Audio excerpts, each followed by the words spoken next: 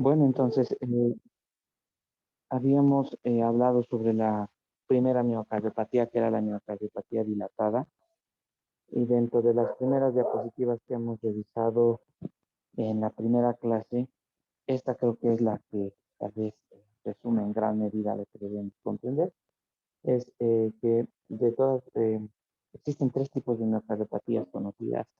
Un tipo de miocardiopatía dilatada, una hipertrófica y otra miocardiopatía restrictiva, que tienen características particulares en relación a la función cardíaca que pueden afectar a las partes del ciclo cardíaco que pueden comprometer.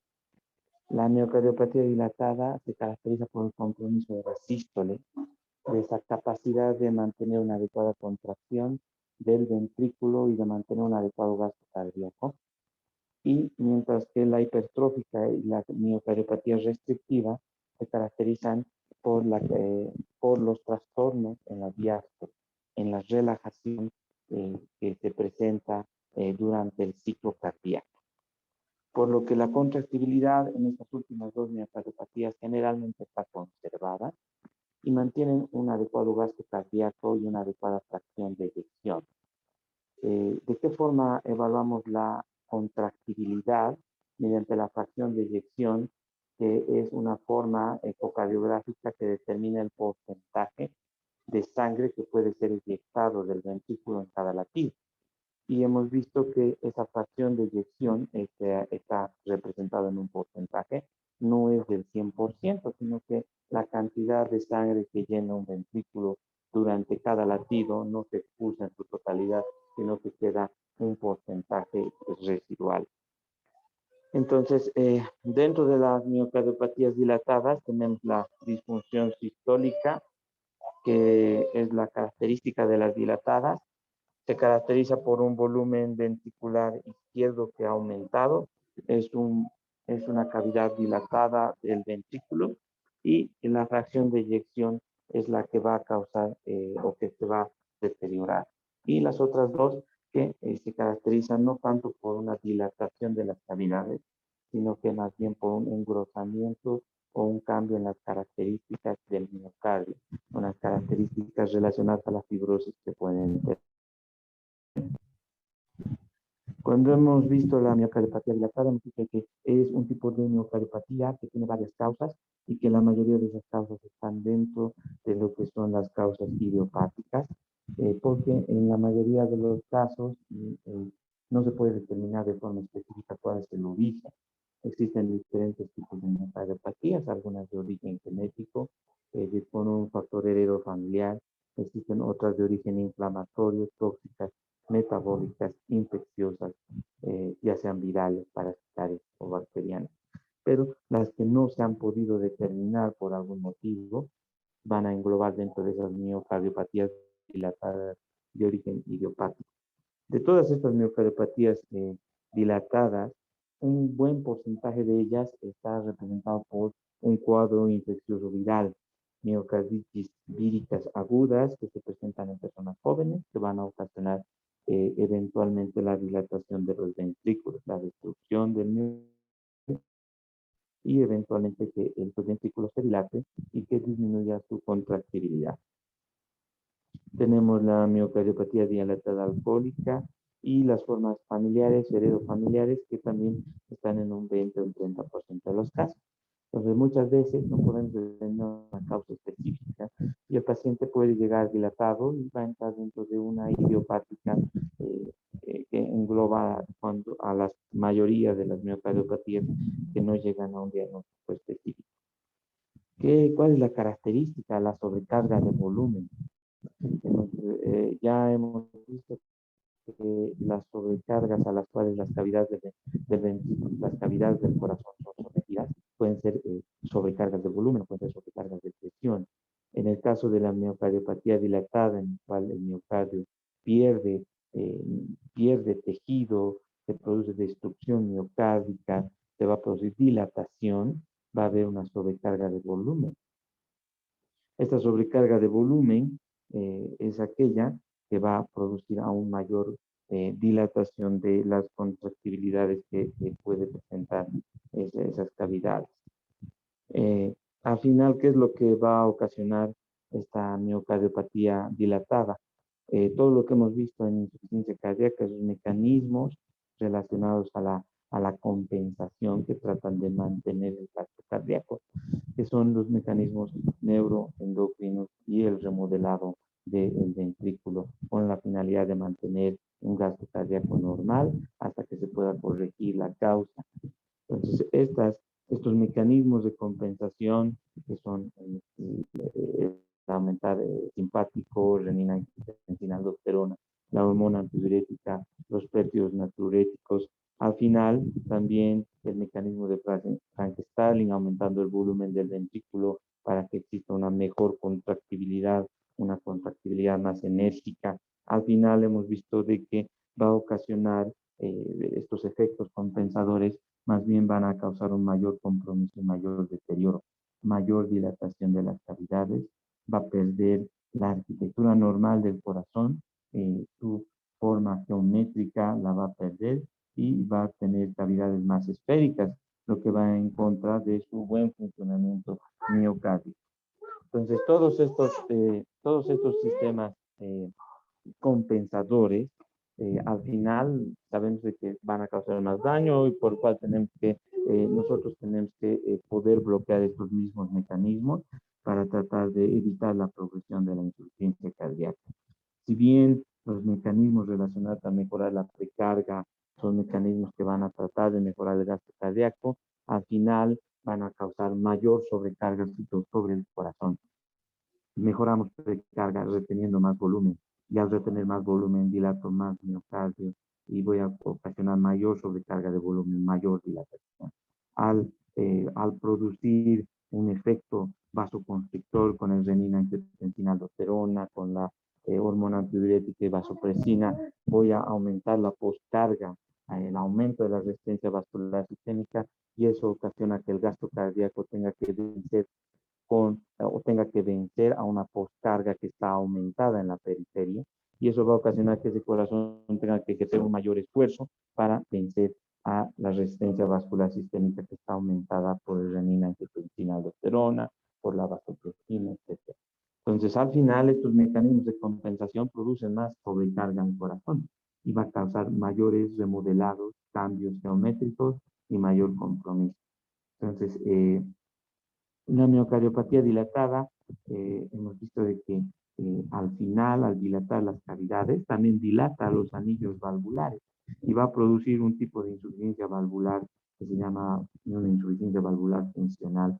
Los anillos valvulares se van a dilatar, esas válvulas mitral y cuspidea no van a poder cerrarse de manera eficiente, y lo que va a producir es la regurgitación de volúmenes sanguíneos durante la contracción ventricular hacia las aurículas.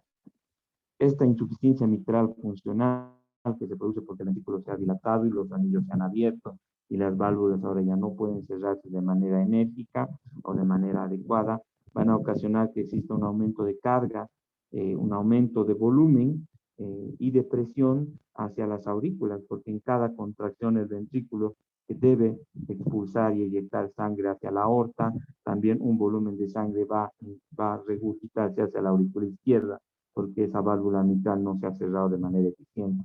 Esa aurícula izquierda va a ganar volumen durante cada contracción y eso va a ocasionar de que la aurícula izquierda se dilate, y a medida que se va dilatando su estructura, va perdiendo su estructura y va a facilitar un tipo de arritmia que es la fibrilación auricular.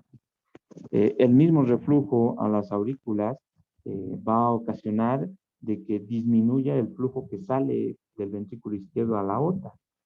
Durante cada latido expulsamos un flujo de sangre a la aorta, pero si en este latido sale un flujo hacia la aorta y también regurgita otro porcentaje a la aurícula, al final también va a haber una disminución del flujo anterógrado, del volumen latido que sale a la aorta.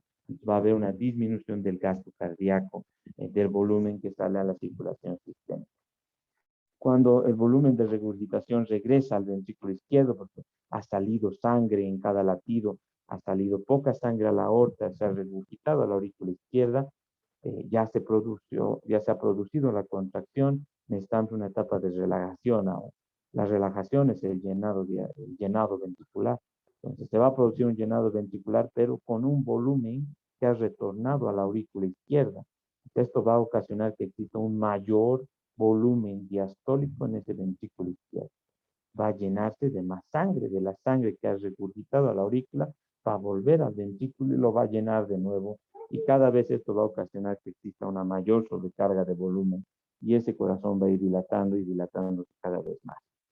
Entonces, todo esto repercute y ocasiona la insuficiencia cardíaca, todos estos mecanismos que hemos visto de compensación, mecanismos neuroendocrinos, de remodelado, hemos visto que los aspectos fisiopatológicos de las manifestaciones clínicas, manifestaciones anterógradas y retrógradas, y esto es lo que resume esa imagen, ¿no? Anterógradas para el ventrículo izquierdo, que es disminución del gasto cardíaco. Retrógradas para el ventrículo izquierdo, que aumenta el volumen. Ese aumento de volumen y presión repercute en la aurícula izquierda, en la circulación pulmonar y todas las manifestaciones clínicas de lo que es las manifestaciones eh, pulmonares, la disnea, la ortopnea, el edema agudo del pulmón.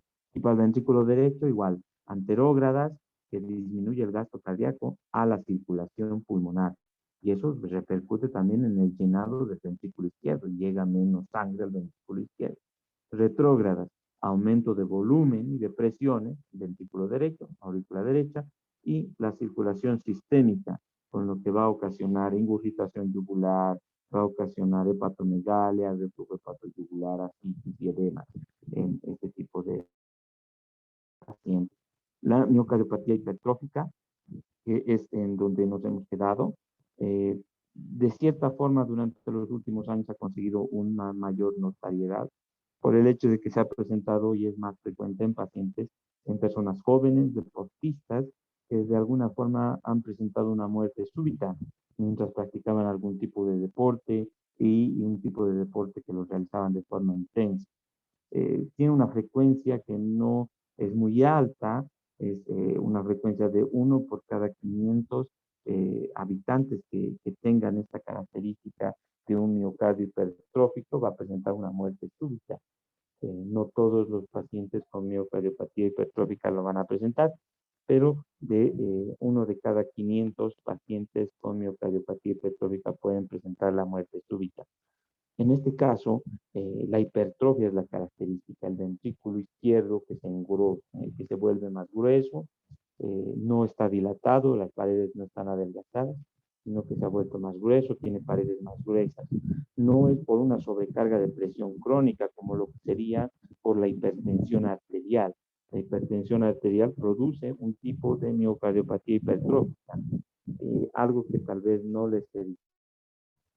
Cuando hablamos de miocardiopatía dilatada, hipertrófica o restrictiva, hacemos referencia a patologías del corazón, del propio miocardio, que inician en el miocardio y causan los trastornos en el miocardio y la insuficiencia cardíaca. La cardiomiopatía es más una miocardiopatía secundaria a algún otro trastorno. Entonces ahí tenemos la cardiomiopatía hipertensiva, la cardiomiopatía del paciente coronario principalmente. Entonces, en el caso de un paciente hipertenso crónico, va a ser una miocardiopatía hipertrófica. Se va a llamar cardiomiopatía hipertrófica, porque es secundaria a una hipertensión crónica. El ventrículo izquierdo se va a engrosar también, porque tiene que vencer la presión que está aumentada a nivel periférico. Entonces, ese ventrículo tiene que engrosar, pero se va a denominar como cardiomiopatía y no miocardiopatía.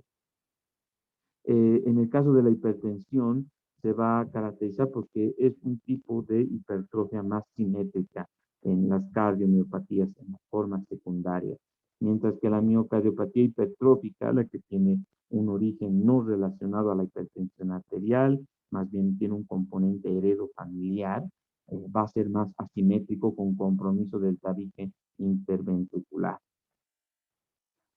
Entonces, ¿qué es lo que se produce en esta miocardiopatía hipertrófica? Es un trastorno en el cual la función contráctil del ventrículo izquierdo va a estar conservado, más bien incluso va a ser más intensa la contracción por el engrosamiento del ventrículo, es un músculo que está engrosado, que va a ser más rígido, pero esto lo que va a ocasionar es que no tenga un trastorno en la sístole, sino en la diástole, en la relajación, una insuficiencia cardíaca de tipo diastólica, no sistólica. Entonces, no hay un trastorno de contractibilidad, sino hay un trastorno de relajación. La causa de la miocardiopatía hipertrófica es familiar. Tiene un componente heredofamiliar, un componente autosómico dominante que va a ocasionar este tipo de engrosamiento en varias personas de una misma familia. La edad de inicio de la hipertrofia, el tipo de remodelado que va a presentar, son muy importantes para determinar en qué punto van a presentar insuficiencia cardíaca o en qué punto pueden ser pacientes que van a presentar la muerte súbita. Puede afectar a cualquier parte del ventrículo, pero les había dicho que es generalmente más asimétrico. Es lo que la diferencia de la hipertensiva, la que todo el miocardio, el ventrículo del miocardio se engruesa, está engrosado. En este caso es más asimétrico y generalmente es el tabique el que está más engrosado. Un 90% de los casos, generalmente es el tabique, y un 10% va a ser igual asimétrico con un compromiso más de las paredes. Pero generalmente es el tabique el que va a estar más engrosado. A diferencia de lo que es la hipertrofia ventricular de la hipertensión, el tamaño de los miocitos en la hipertensión aumentan de forma uniforme, se mantienen de forma ordenada histológicamente, de lo que es diferente en la miocardiopatía hipertrófica. No va a mantener esta regularidad en la disposición que tienen los miocitos. Van a estar las fibras miocárdicas desorganizadas, van a tener una dirección y una orientación que es caótica y van a estar rodeadas de fibroblastos cardíacos, matriz extracelular, que le va a dar esa característica de la rigidez que van a presentar estos corazones. Entonces, dentro de los aspectos fisiopatológicos, ¿qué es lo que predomina en la miocardiopatía hipertrófica? Es un trastorno de la relajación y de la distensibilidad.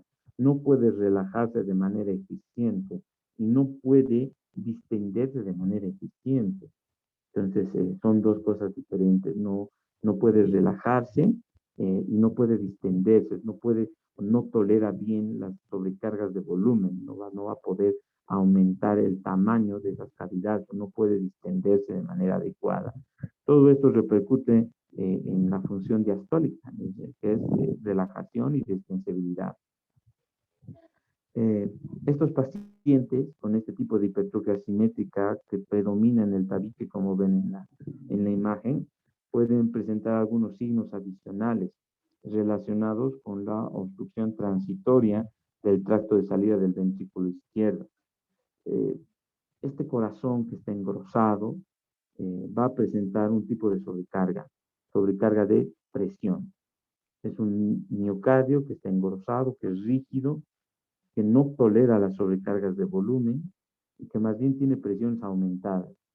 Y ese tipo de sobrecarga de presión sabemos que también produce insuficiencia cardíaca porque esa sobrecarga de presión se transmite de manera retrógrada, ¿no? Se transmite de manera retrógrada, comprometiendo aurículas y también los trayectos venosos que están por detrás de las aurículas. Pero al margen de estas manifestaciones que va a presentar, también el engrosamiento del tabique puede causar una obstrucción de salida del ventrículo izquierdo. Si ven ahí la válvula aórtica, ya ni se puede visualizar porque el ventrículo izquierdo en cada latido puede colapsar y puede cerrar la válvula aórtica, y cuando el engrosamiento del tabique interventricular es bastante marcado, este paciente que tiene manifestaciones clínicas de insuficiencia cardíaca por un corazón rígido, engrosado, además va a presentar la posibilidad de que pueda presentar síncopes durante el ejercicio intenso, porque durante ese tipo de ejercicio en donde el corazón está latiendo cada vez más rápido, en algún momento el volumen latido, el volumen de eyección que sale por el ventrículo izquierdo, se va a encontrar con una obstrucción del tabique engrosado con la válvula mitral que van a obstruir la salida a través de la aorta. Entonces, según esto, la miocardiopatía hipertrófica puede presentarse con o sin obstrucción, que es la característica clínica.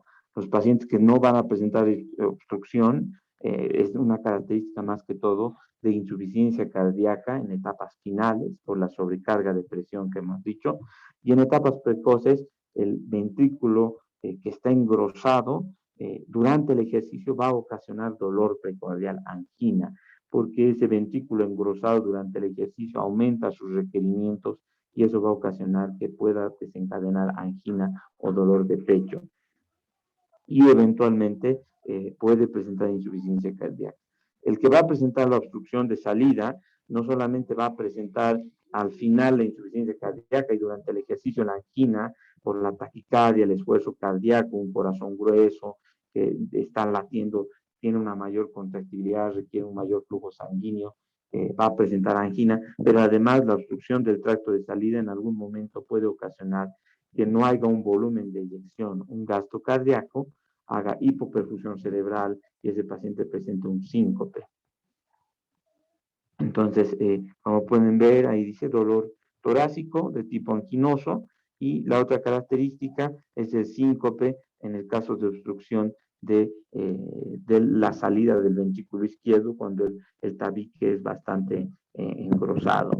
Y esta es la característica de estos pacientes con miocardiopatía hipertrófica, pacientes deportistas de alto entrenamiento que durante el ejercicio pueden presentar un dolor precordial intenso, que durante el ejercicio intenso pueden presentar síncope, un desmayo, y en el peor de los casos pueden presentar la muerte súbita por la isquemia que van a presentar por la opción de salida, disminución del gasto cardíaco también.